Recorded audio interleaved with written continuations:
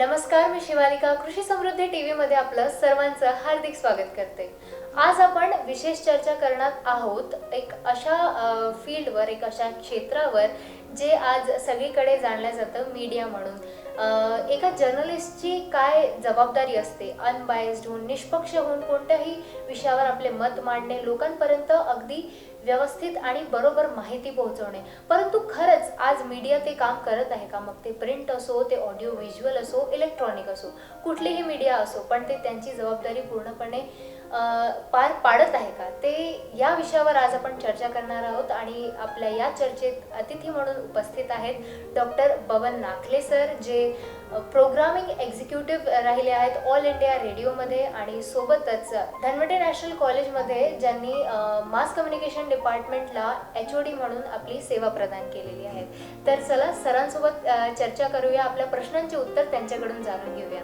सर्वात प्रथम नमस्कार सर, कृषी समृद्धी टीव्ही मध्ये आपलं हार्दिक स्वागत। धन्यवाद सर, थोडक्यात आम्हाला प्रेक्षकांना तुमच्याबद्दल जाणून घ्यायला आवडेल। बरं आता सुरुवातीलाच शिवालिका तुला सांगितलं की मी ऑल इंडिया रेडिओमध्ये प्रोग्राम एक्झिक्युटिव्ह कार्यक्रम अधिकारी म्हणून जवळजवळ 30 ते 35 वर्ष सेवा दिलेली आहे। माझा आकाशवाणीच्या बातमी विभागामध्ये सुद्धा 7 वर्षाची सेवा झालेली आहे। त्यानंतर मी कार्यक्रम विभागामध्ये गेलो 6 वर्ष। साधारणतः शेतकऱ्यांचा जो कार्यक्रम असतो, माझं घर माझं वावर किंवा नभोवाणी शेतकरी मंडळ, तर तिथे मी 6 वर्ष स्क्रिप्ट रायटर म्हणून काम केलेलं आहे। मी शेतकऱ्यांसाठी स्क्रिप्ट लिहायचो, शेतकऱ्यांच्या भाषेत लिहायचो, आणि PKV किंवा ॲग्रिकल्चर ॲनिमल हजबंडरीमधले जे एक्सपर्ट्स असतात ते जेव्हा आमच्याशी बोलायला यायचो तेव्हा ते भाषण वाचून दाखवायचे। पहिल्यांदा मी म्हटलं शेतकऱ्यांना भाषण वाचून दाखवू नका तुम्ही, शेतकऱ्यांशी आपण संवाद साधतो। जेव्हा आम्ही शेतकऱ्यांशी बोलतो किंवा रेडिओवरून बोलतो कुठलाही कार्यक्रम, तर we talk to the listeners, म्हणजे श्रोत्यांशी संवाद साधतो आपण, श्रोत्यांसमोर भाषण देत नाही। ठीक आहे, रेडिओचा रूल आहे। एका रूममध्ये आम्ही बसतो, मायक्रोफोनच्या समोर असतो, आमच्यासमोर कोणीच नसतं, आम्हीच असतो, आमच्यासमोर घड्याळ असतं फक्त, आणि रेकॉर्डिंग करणारी मंडळी रेकॉर्डिंग युनिटमध्ये असते। ठीक आहे, तर we talk to the listeners, हा रेडिओचा पहिला नियम आहे। तुम्ही रेडिओसमोर कोणाचे भाषण देत नाही। हां, ठीक आहे, म्हणतं पंतप्रधान भाषण देतात तसे भाषण तुम्ही देत नाही। ठीक आहे, म्हणून आम्ही शेतकऱ्यांच्या भाषेमध्ये मी स्क्रिप्ट लिहायचो, आणि मग तज्ज्ञांशी मी बोलायचो। मग तज्ज्ञांना सांगायचं की तुम्ही स्क्रिप्ट लिहून पाठवा, तुम्हाला जमणार नाही, मी त्याचं रूपांतर करायचो। ठीक आहे, त्यांनी त्यांचा भाग वाचायचा एक्सपर्टनी, आणि मी माझा भाग। त्याच्यामुळं काय झालं, शेतकऱ्यांना खूप ते रिस्पॉन्स मिळाला आमच्या कार्यक्रमाला, पत्रांना उत्तर आम्ही द्यायचो, आणि असं 6 वर्ष मी शेतकऱ्यांसाठी काम केलेलं आहे। त्याच्यामध्ये स्टॉक रोल राहायचा, म्हणजे माझं नाव समजा महात्बा, मग कोणी मंजुळा, म्हणजे एक शेतकरी कुटुंब, तर आमचं ठरलेलं असायचं। म्हणजे जेव्हा आम्ही कार्यालयाच्या बाहेर जायचो, कुठं बाहेर जायचो, तर लोक आमच्या आवाजावरून आम्हाला ओळखायचे, का हो तुम्ही नागपूर आकाशवाणीमधले महात्बा का? म्हणजे इतका कानामध्ये लोकांचं ते रुजलेलं होतं। त्या मंजुळाबाई कोणत्या आहेत त्या वगैरे, किंवा भेटी द्यायला जेव्हा शेतकरी आमच्याकडे त्या मंजुळाबाईला आम्हाला भेटायचं, फार छान बोलतात वगैरे, त्यांच्या भाषेत बोलायचो आम्ही। ठीक आहे, तर असं करत करत आम्ही 6 वर्ष मी तिथे काढल्यानंतर, त्याच्यानंतर माझं प्रमोशन झालं हे साहित्य विभागात, मराठी साहित्य विभागात, कथा, कविता, साहित्य संमेलनं, कृषी मेळावे, किंवा माझ्याकडे तर स्पेशालिटी म्हणून VIPचं रेकॉर्डिंग राहायचं, पंतप्रधान, प्रेसिडेंट, मंत्री, म्हणजे वसंतराव साठे जेव्हा आमचे INB मिनिस्टर होते, ते विदर्भातले, नागपुरातून आल्यापासून 2 दिवस मी त्यांच्याबरोबरच राहायचो, वर्ध्यात राहायचो, वर्ध्याच्या विनोबांच्या आश्रमात जायचो आम्ही, गांधी कुटीला भेट द्यायचो, तिथलं सगळं रेकॉर्डिंग आम्ही करायचो, ते प्रिझर्वेशनमध्ये अजूनही आहे।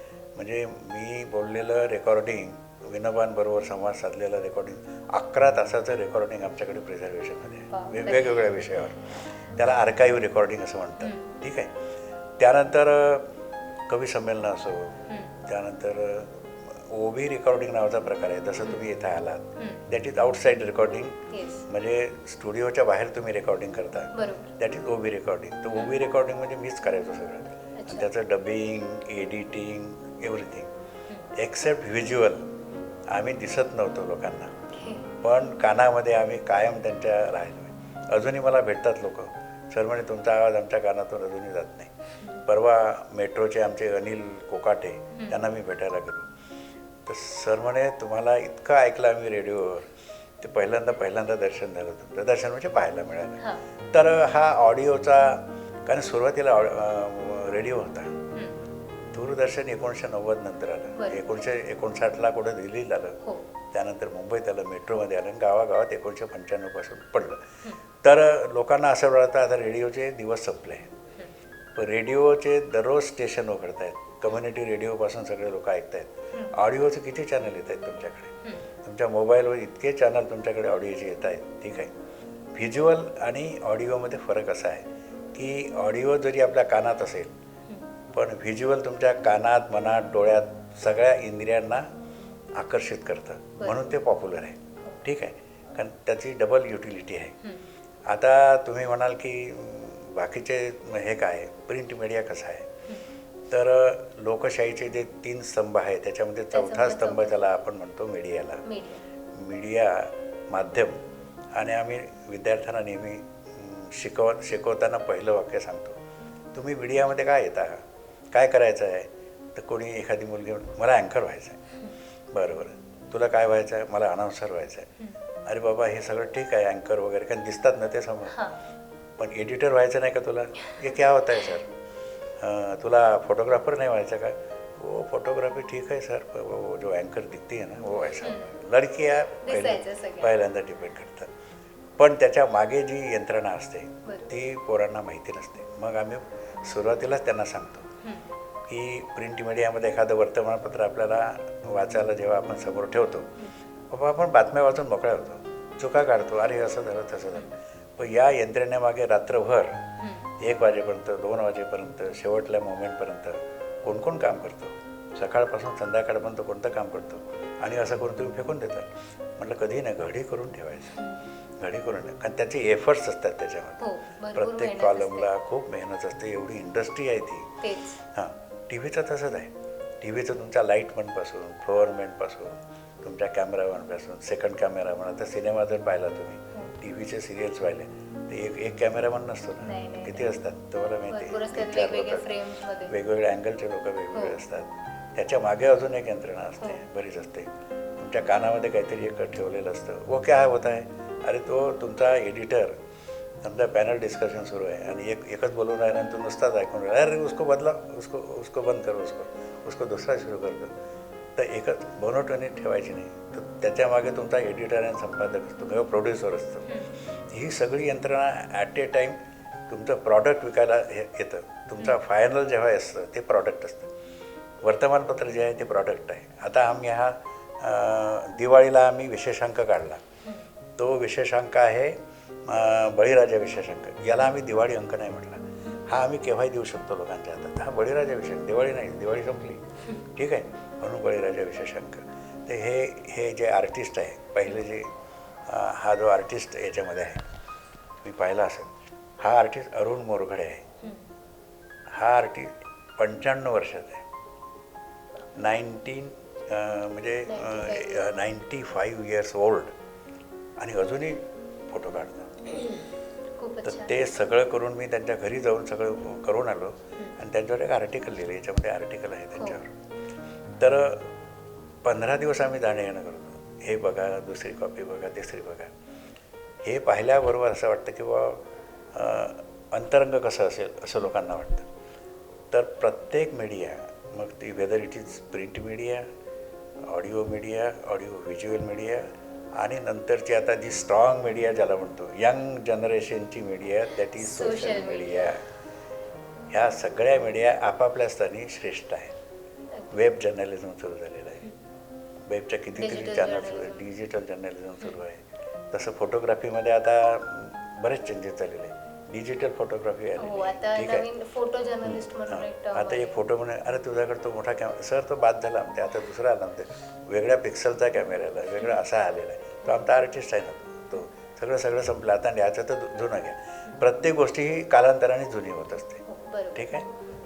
सर, माझा सगळ्यात पहिला प्रश्न म्हणजे की आज एक जर्नलिस्टची एका पत्रकाराची जबाबदारी असते की जी पण माहिती आहे ती अगदी व्यवस्थितपणे समोरच्यापर्यंत पोहोचवणे, लोकांपर्यंत पोहोचवणे, कोणत्याही पक्षाची बाजू न घेता. पण आज तसं काही दिसत नाही. आज 2 टीम बनल्या, एक गोदी मीडिया आणि एक विरोधी मीडिया. तुम्ही म्हणता म्हणून मी परत रिपीट करणार नाही, पण बातमी ही बातमी असायला पाहिजे. बरोबर. जॉर्ज ऑरवेल नावाचा एक कादंबरीकार होऊन गेला आणि त्याचं फेमस कोटेशन आहे आणि ती मी प्रत्येक लेखात आणि प्रत्येक भाषणामध्ये वापरतो. बातमी कशाला म्हणायचं की सत्ताधाऱ्यांना एखादी गोष्ट रिव्हील करायची नाही, प्रदर्शित करायची नाही, लोकांपर्यंत पोहोचू द्यायची नाही, माहिती होऊ द्यायची नाही, म्हणजे दाबून ठेवायची, सत्ताधाऱ्यांना दाबून ठेवायची असं जेव्हा वाटते ती बाजू, ती न्यूज, ती बातमी छापणे म्हणजे जर्नलिझम. आणि हे कठीण काम आहे. अगदी कठीण. सध्याच्या तुमच्याकडे काय होते, पत्रकार परिषद आहे, प्रेस कॉन्फरन्स झालेली आहे, तुम्ही काय करता ते कागद द्या म्हणता. तुम्हाला काय म्हणायचं ते कागद द्या, कारण त्यांना बाहेर काही असते, ते वाचून दाखवतो, काहीतरी फोटो बिटो करतो, लगेच दुसरा कुठलं तरी पत्रकार दुसरे एक प्रेस कॉन्फरन्स असते. आणि हे पत्र घेऊन आम्ही ऑफिसमध्ये जातो आणि काय करतो, समोर ठेवतो, त्याच्यातली बातमी करतो. याला म्हणतात पब्लिक रिलेशन. तुम्ही काय करता, तुम्ही मिळवली का बातमी, ती काही केलं का त्याचा संस्कार, तुम्हाला आणून दिली आहे त्यांनी बातमी आणि तुम्ही छापून राहिले. तेच वर्डिंग तुम्ही इकडे तिकडे करता, इंट्रो करता आणि बातमीच्या असे ते म्हणाले, ते पुढं म्हणाले, त्यांनी असं सांगितलं. That is not called news, that is public relation. म्हणून न्यूज रिपोर्टर जो असतो, जो दडलेल्या गोष्टी, बातम्या, एखादी गोष्ट लोकांपर्यंत पोहोचवतो, त्याला खरं जर्नलिझम म्हणतात. या निकषावर आजचं जर्नलिझम कुठं बसते बघा.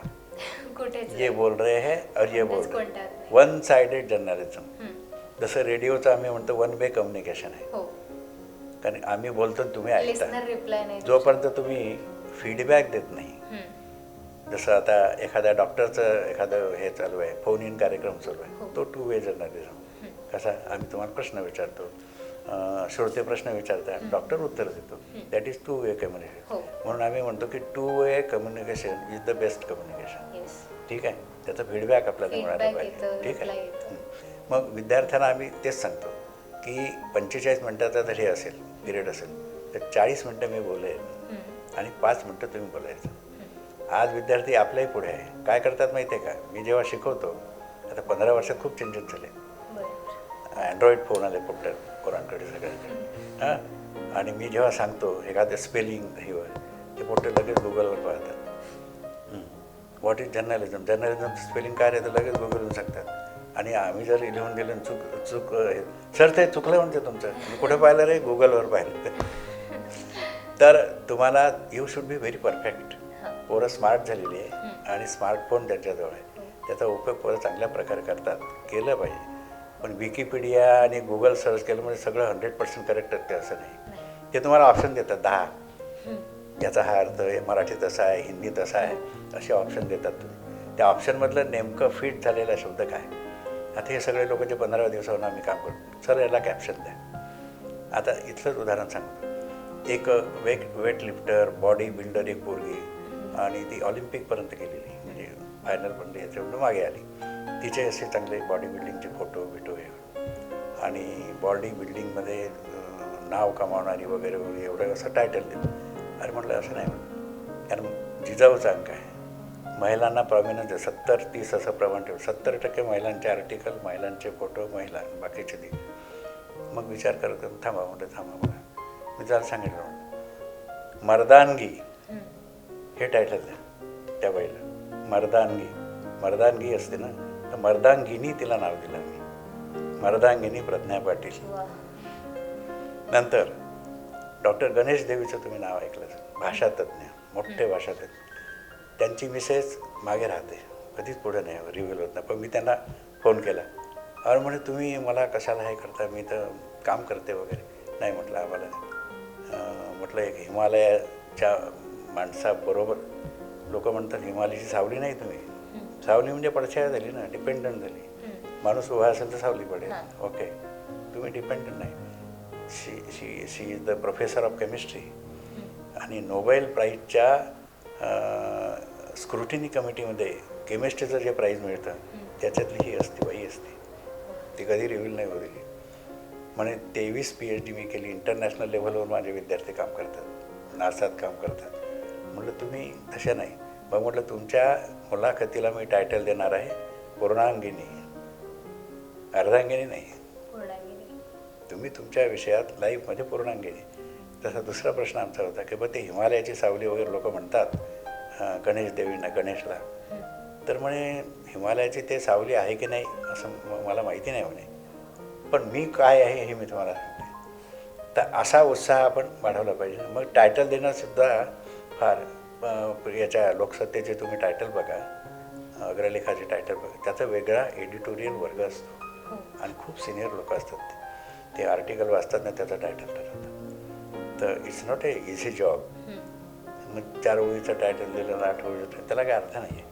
कॅची टायटल द्यायला, कॅची, आय कॅचिंग असं दिलं का? मग असं मर्दांगिनी असं म्हटल्यावर लगेच वाचायला लागतील महिला. अरे मर्दांगिनी काय, काय मर्दम की तिने गाजवली आहे वगैरे लगेच म्हणतील ते. नवीन ठीक संकल्पना आहे. वाटतं. म्हणून कुठलीही मीडिया इन्फिरियर नसते. फक्त वाचक कसा आहे. आता कोणी म्हणते पेपर कोण वाचतं, ठीक आहे, पण पेपर वाचणारी मंडळी आहे ना. नवीन नवीन पेपर तगले कसे असते, राहिले कसे, नवीन नवीन पेपर पब्लिश होत आहे. मॅगझिनचा वाचक वेगळा असतो, आरामात अग्रलेख वाचणारा वेगळा वर्ग असतो. फटकन त्याला फटाफट वाचायचं, याच्यातल्या हेडलाईन पाहून जातात. ते रेडिओमध्ये 2 मिनिटाचं बुलेटिन असते, ते हेडलाईन सांगून मोकळे होऊन जातात. सगळ्या 4-5 हेडलाईन. दर तासाला रेडिओचं बुलेटिन येतं. काय येतं, अपडेट करतात ते. प्रत्येक गोष्ट अपडेट होते रात्रीचे 12 वाजेपर्यंत. मग मीडिया कुठलाही वाईट नसतो, फक्त हँडल कसा होतो, कोण चालवतं. आता जी ओरड सुरू आहे, तुम्ही ज्या प्रश्न केला की मालक ओरिएंटेड जर्नलिझम झालेलं आहे. मालकाच्या ताब्यात असलेलं जर्नलिझम. पहिल्यांदा जर्नलिझम व्हायचं स्वातंत्र्याकरता. इन्फॉर्मेशन, एज्युकेशन, एंटरटेनमेंट हा शब्द 3ऱ्या नंबरवर जायचा. पहिल्यांदा लोकांना इन्फॉर्मेशन द्यायची, यासाठी मीडिया काम करायची. त्यानंतर एज्युकेशन द्यायचं, अवेअरनेस निर्माण करायची. ठीक आहे. आता कोविडबद्दल आपण सगळं जे ऐकतो, वाचतो किंवा हे, that is information, that is education. Mask लावा, हे करा, ते करा. पण आता काय झालं, उलट झालं. एंटरटेनमेंट पहिल्यांदा, मग त्याला म्हणतात एंटरटेनमेंट जर्नलिझम सुरू झालं. इन्फोटेनमेंट असा एक नवीन शब्द.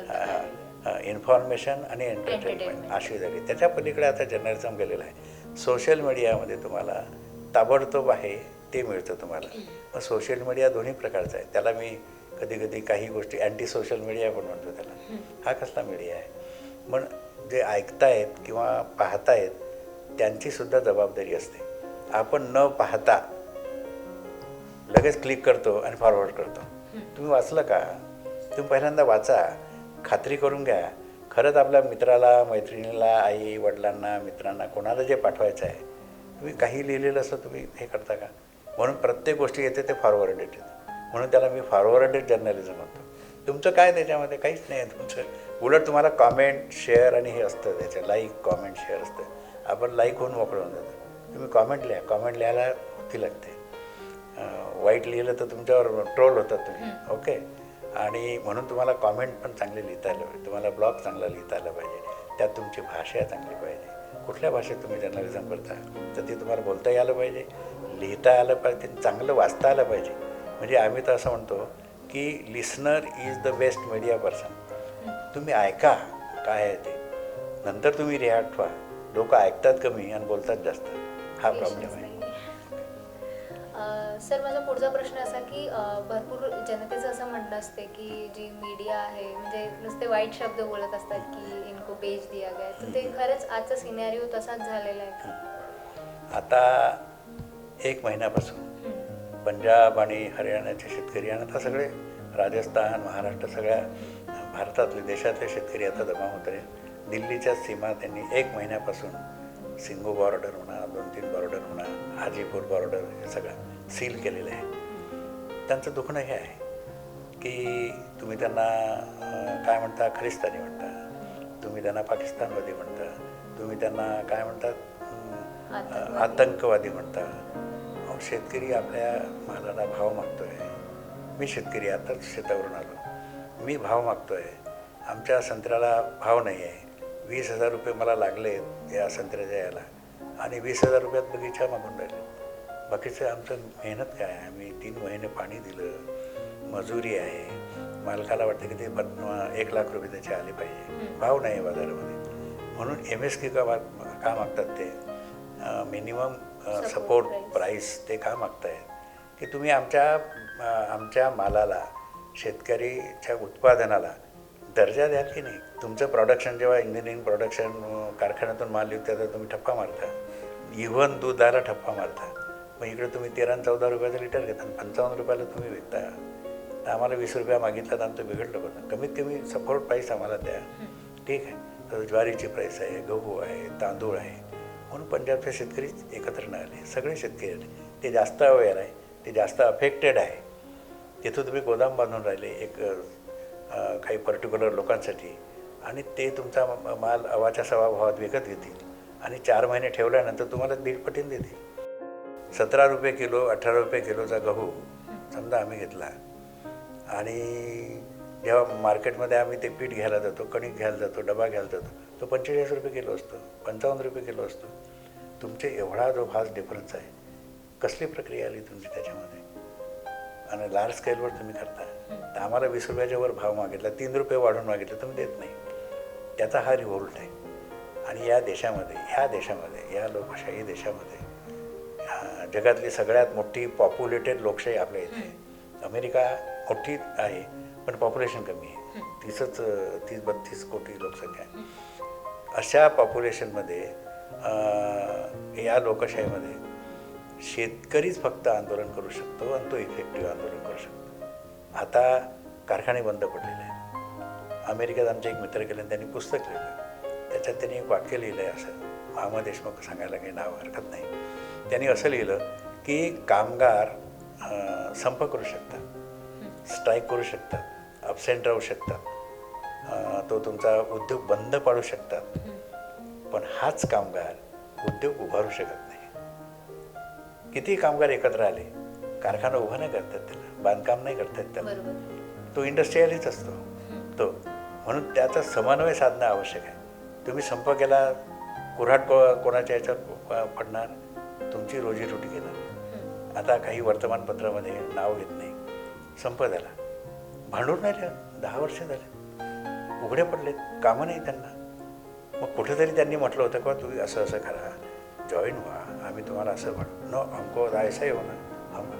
म्हणून कोणी ताणू नये. म्हणजे याच्यामध्ये आता 29 तारखेला परत जे हे करतायत, डायलॉग सुरू करतायत, तर ते योगेंद्र यादव आणि पी साईनाथ यासारखे मोठे शेतकऱ्यांच्या बाजूने बोलणारे लोक आहेत.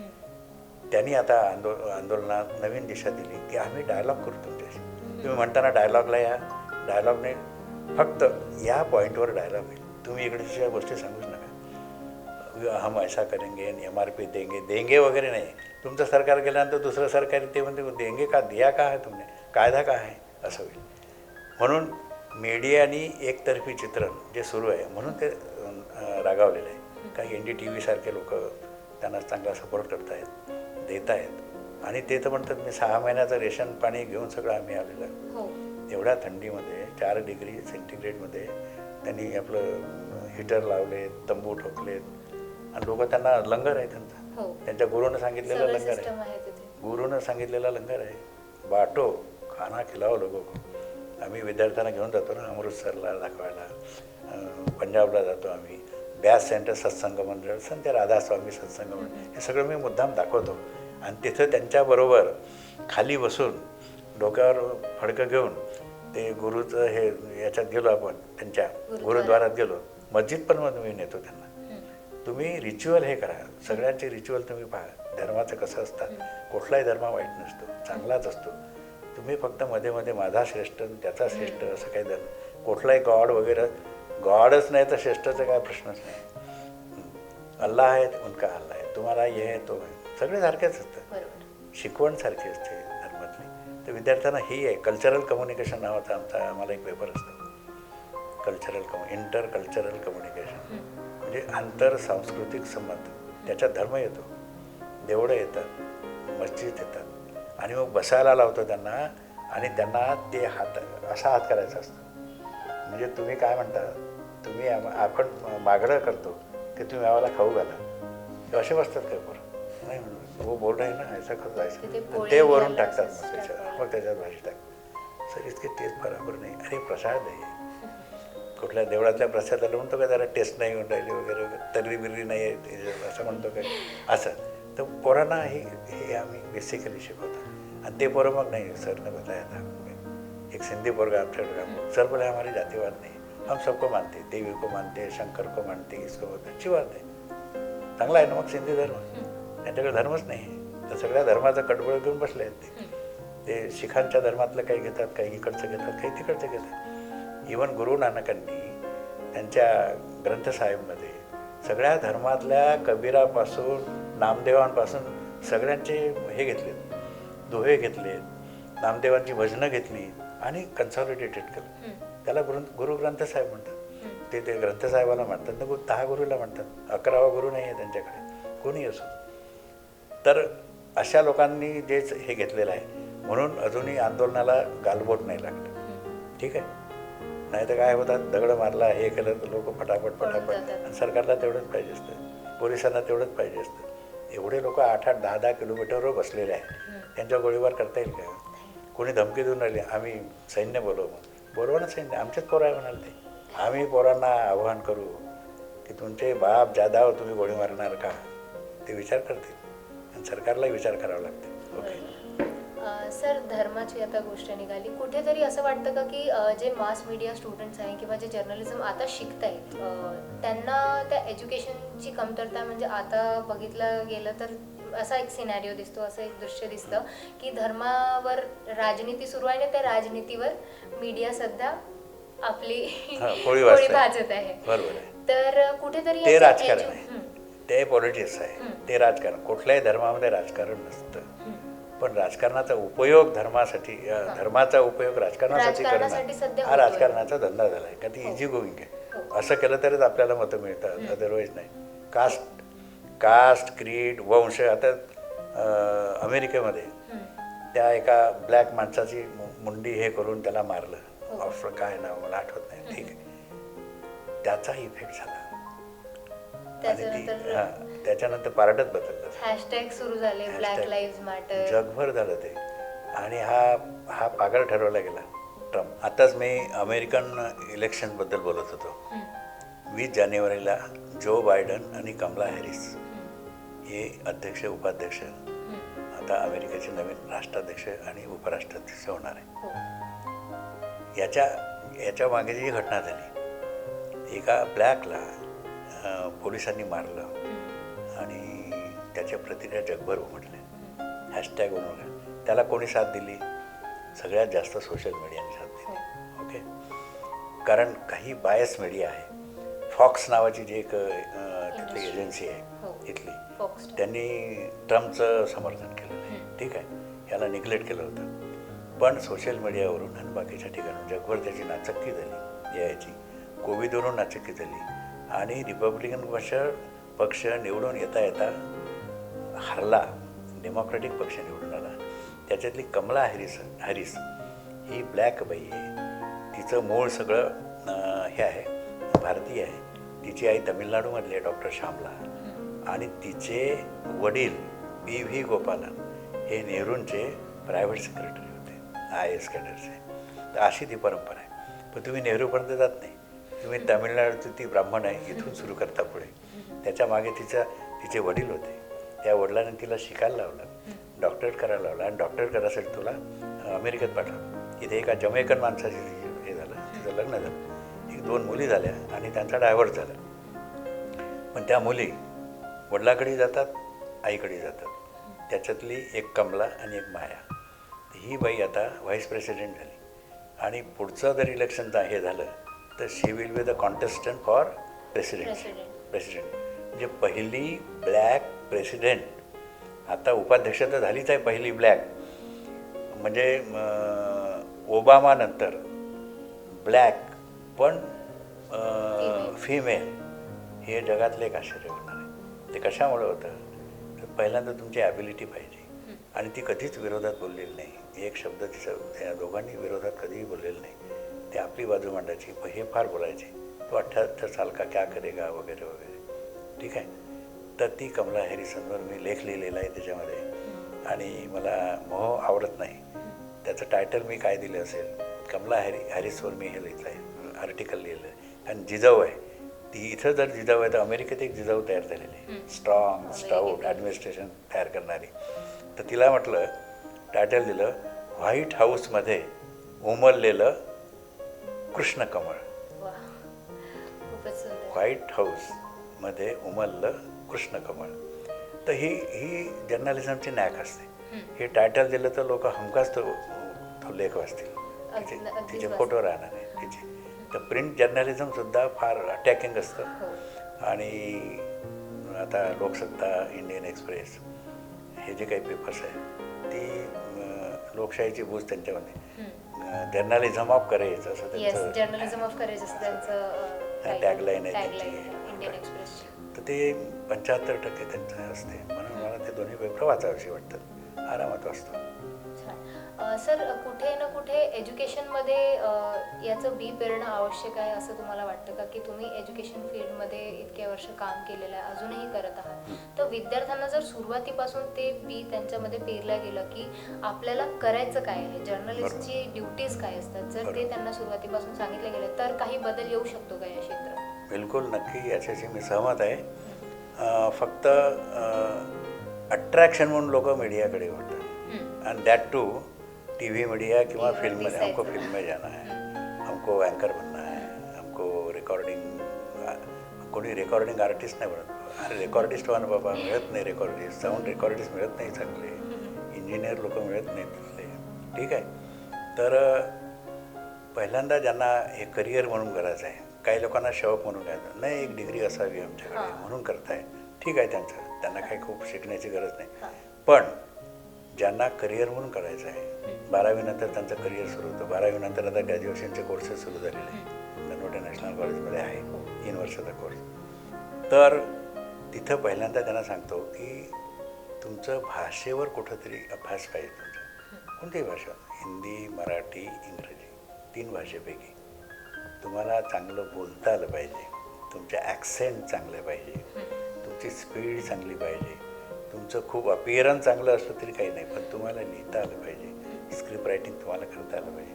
हे याने चित्र आणलं, ये फिल्म आहे सर, इसके स्क्रिप्ट बना दो मेरे को, क्योंकि वो अँकर को देना है पडणं. अँकर लिहित नाही, अँकर काही लिहित नाही, एखादं इकडे तिकडे करायला, ठीक आहे.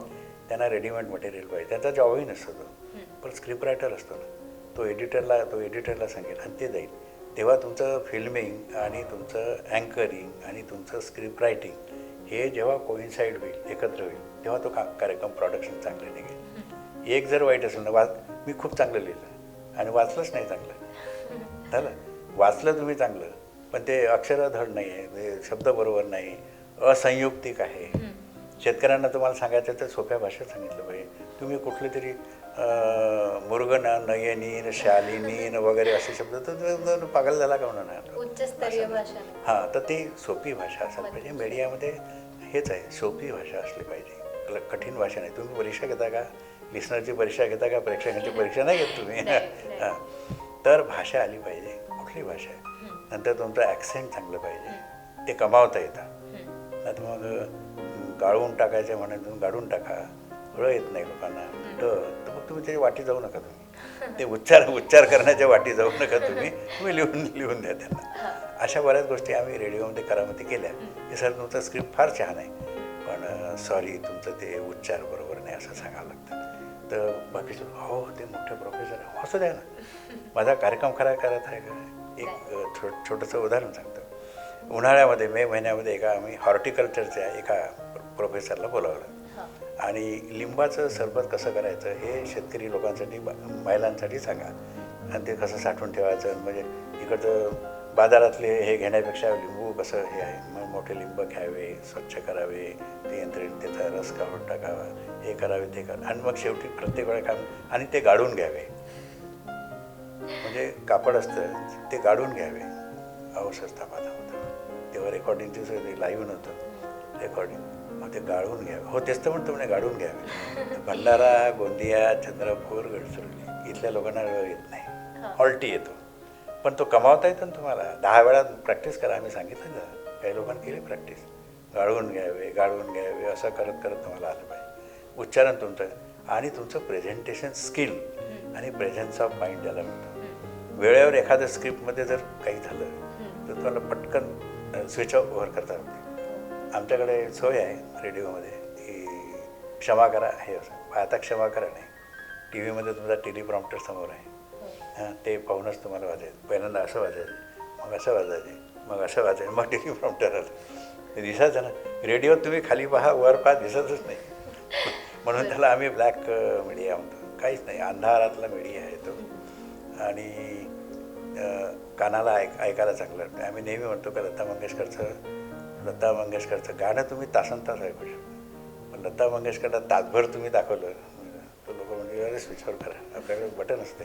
ठीक आहे, गाणं वेगळी गोष्ट. म्हणून ते गाणं ऐकणं कानात, मनात आणि ते डोक्यात राहतं. म्हणून त्याला म्युझिकल बॉक्स म्हटलं रेडिओला. आणि टी व्हीचं काय होते, डोळे सतत तुमच्यासोबत पाहिजे, कानही तुमचे असल्या. कोणी हाक मारला, आईनं हाक मारली, अरे तुझं हे आहे ते आहे, काही नाही, तिकडं अट्रॅक्ट केलेलं आहे तुमचं गाणं. म्हणून त्याला आम्ही इडियट बॉक्स म्हणतो. म्हणजे माणसाला ते इडियट बनवणारा बॉक्स आहे. हा मूर्ख बनवणारा आहे, कारण तुमचं सगळे कॉन्सन्ट्रेशन तिकडं असतं.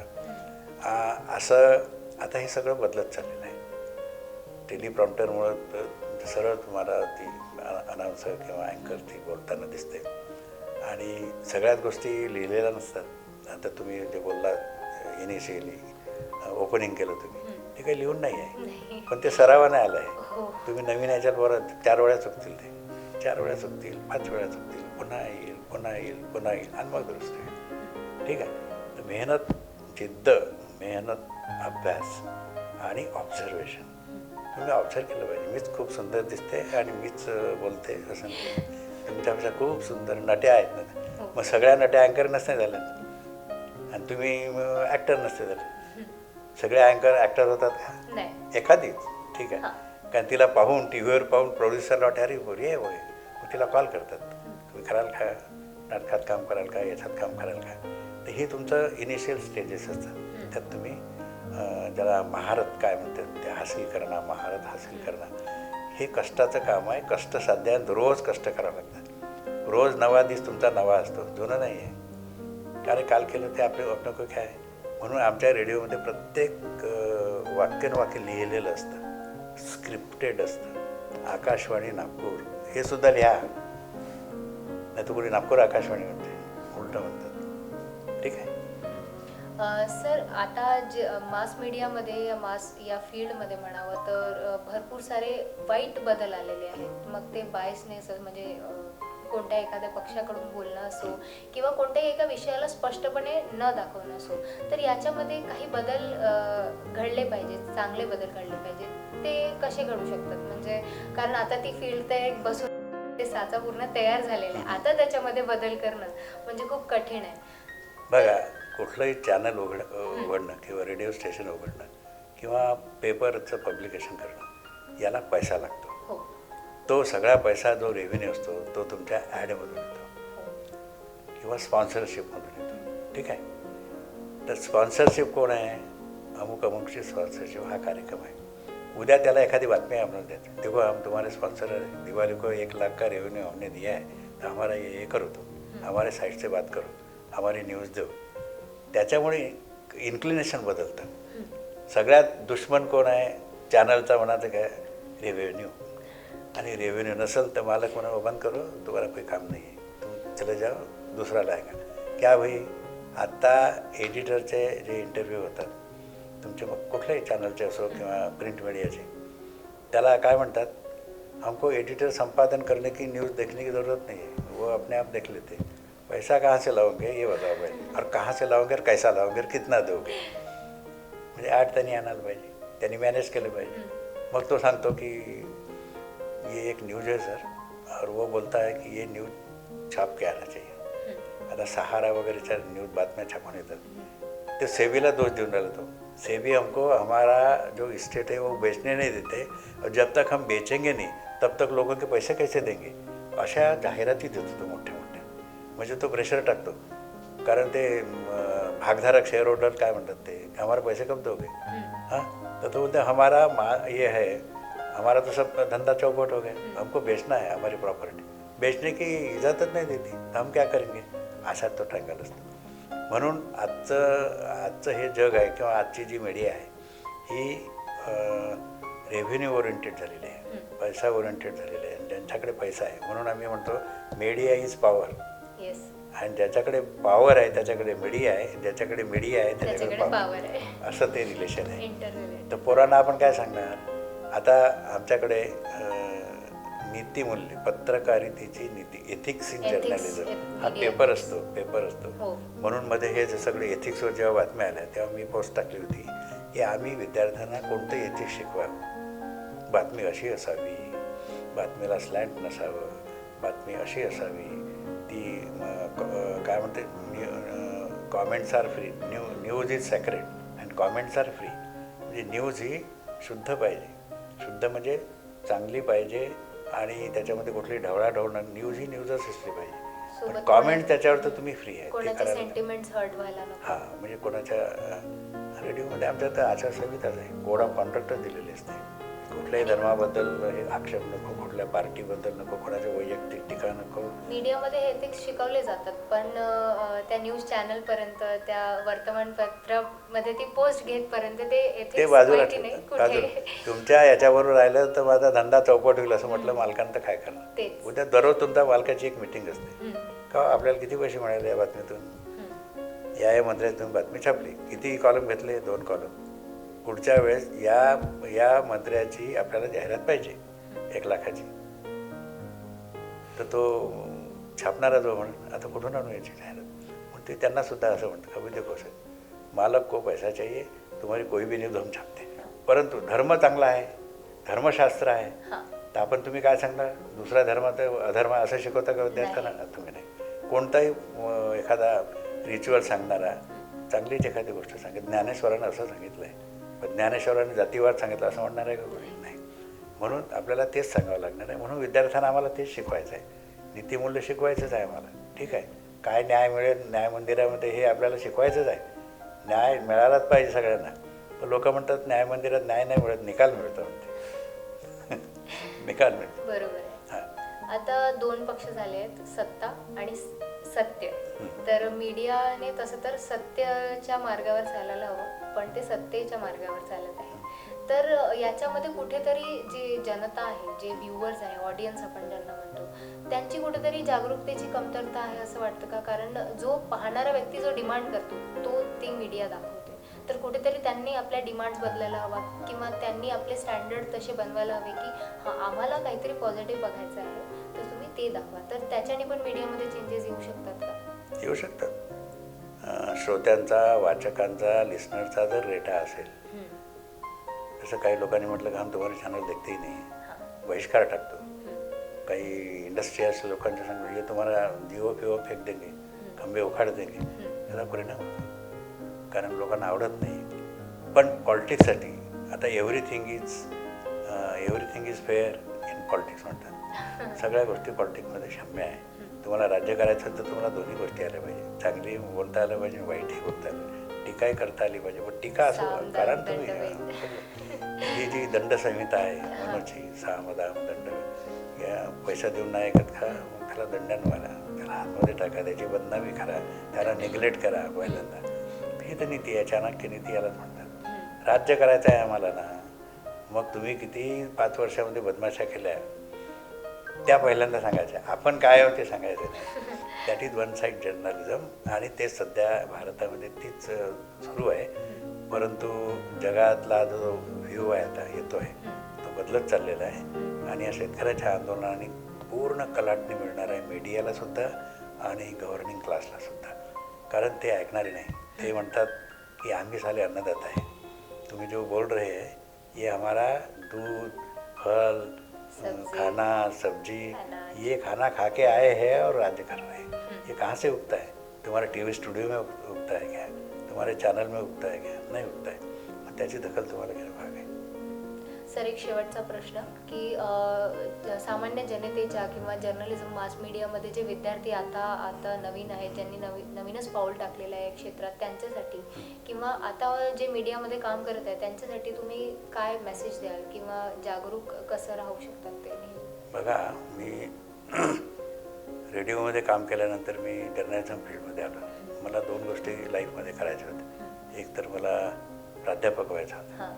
आणि दुसरा चॉईस होता मला जर्नलिस्ट व्हायचा. पण प्राध्यापक ज्या काळामध्ये मी MA, MPhil 2, 3, 4, 5 MA केलं, नंतर हे केलं, त्यावेळेस प्राध्यापकांचे पगार फारच कमी होते. 3-3, 4-4 महिने पगार व्हायचे नाही, उधारी वाढायची. किराण्याच्या दुकानाच्या समोरून जायचे नाही प्राध्यापक, अडवून जायचे. कारण तो लगेच म्हणायचा, अरे वो पैसे किधर आहे होत आहे. चहासुद्धा, चहाच्या ठेल्यावर लोक जर्नलिझमचे लोक जायचे नाही कारण त्यांनाही पगार तोकडा होता. मग मी म्हटलं, मी न्यूज सेक्शनमध्ये गव्हर्नमेंट ऑफ इंडियामध्ये काम करतो आहे, आकाशवाणीमध्ये. माझा 1 तारखेला पगार व्हायचा ना. पगार झाल्याबरोबर लगेच सगळे मित्र, अरे आज पगार झाला असेल जरा, चलो जरा चहा पाणी वेगळे वगैरे वगैरे. तर तेव्हा मिळकत हा एक प्रश्न होता. तरी पण माझ्या डोक्यात ते कायम राहायचं की आपण काहीतरी व्हायचं. मग प्राध्यापकाचे पगार वाढायला लागले. मग मी MPhil केलं, मला आता प्राध्यापक होऊ.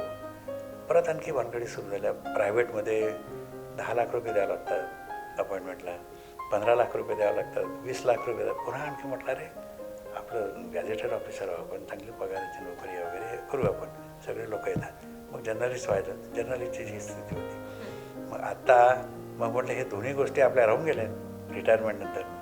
म्हणून धनवटे नॅशनल कॉलेजमध्ये मी कोण आहे, हेड ऑफ द डिपार्टमेंट प्राध्यापक आहे, पोरांना शिकवू शकतो आणि जर्नलिझमच्या पोरांना शिकवतो म्हणून मी जर्नलिस्ट पण आहे. म्हणून मी 2 in 1 हा प्रोफेशन इथं निवडला. आज नागपुरातल्या 60% पोरं आपल्या चॅनलमध्ये आहे, तुमच्या प्रिंट मीडियात आहे, ऑडिओ व्हिज्युअलमध्ये आहे. गेलो तर संपादक उभं राहून माझा नमस्कार सर, नमस्कार, या बसा वगैरे, अरे चहा वगैरे. तर हे मिळकत आहे ना आपली. आपण जे डिव्होटेडली पोरांना शिकवलं 15-20 वर्षात आणि एका मीडियामध्ये, मोठं गव्हर्नमेंट ऑफ इंडियाच्या मीडियामध्ये काम केलं. आता पंतप्रधान मोदी मन की बात रेडिओतून काय म्हणतात, रेडिओ घणाघणात कानात पोचतो, पण तो बोलतो ना तर एका टोनमध्ये बोलतो, खूप व्हरायटी बोलतो. त्याचं स्क्रिप्टिंग कोणी करण्यात जाऊ दे, पण ते कानामध्ये मोदीनं काहीतरी बोललेलं आहे. म्हणून रेडिओ अजूनही कानात आहे, मनात आहे. हा शब्द लक्षात आहे. भाई और बहन मेरे देशवासी, म्हणजे त्यांचं स्टार्टच असं असतं की एकदम हार्ट टचिंग असतं ते. सर आणखी एक हा जो मराठा मार्ग, ही संकल्पना काय आहे? मराठा मार्ग हे मराठा सेवा संघाचं मुखपत्र आहे, ज्याला हाऊस जर्नल म्हणतो आपण. मराठा मार्गाला जे काही म्हणायचं आहे ते संपादकीयातून पुरुषोत्तम खेडेकर हे म्हणतात आणि शेतकऱ्यांसाठी काम करायचं आहे. तर म्हटलं आपण दिवाळी तर सगळेच लोक करतात, सगळे अंक 100-200 अंक मराठीमध्ये निघतात. आपण हा वेगळा अंक काढू, त्याला बळीराजा विशेष अंक म्हणू. बळीराजा म्हणजे शेतकरी, शेतकऱ्यांचा राजा. तो आज खड्ड्यात चालला आहे. ते म्हणतात वामनाने पाय ठेवून वगैरे वगैरे, हे सगळ्या मिथक्स आहे, कल्पना आहे. कोणी कोणाच्या त्याला 3 पायाचा वामन कसा काय असेल? आपण सहज म्हटलं, 1 पाय त्यांनी खाली ठेवला पाताळ, 1 पाय वर ठेवला आकाश व्यापलं, पृथ्वी व्यापली. आता दुसरा पाय कुठं ठेवू, तिसरा पाय कुठं ठेवू? तिसरा पाय जो आहे ही मिथक आहे, हे कॉन्सेप्ट वेगळा आहे. तिसरा पाय म्हणजे तुला आम्हाला जमिनीत घालायचा आहे, म्हणजे तुला तुझं निर्धारण करायचं आहे. म्हणून तो पाताळात गेला. पाताळात कुठं राज्यबीज असतं का? तिथं काही जमीन असते का? तिथं काही शेतकरी असतात का? हे आपण समजून घेतलं पाहिजे. विद्यार्थ्यांना मी तेही सांगतो, ह्या मिथक्स आहे. रामायण महाकाव्य जरी असले, पण रामायणातली भावबंदकी, आपल्या भावबंदकी, महाभारतातली भावबंदकी, सुईच्या अग्रभागावर असलेली जमीनसुद्धा मी तुला देणार नाही असं म्हणतो. आता सुईच्या टोक, मग गावात गेलं म्हणजे काय म्हणते, एवढंसं इकडं आलं तरी मारामाऱ्या होतात.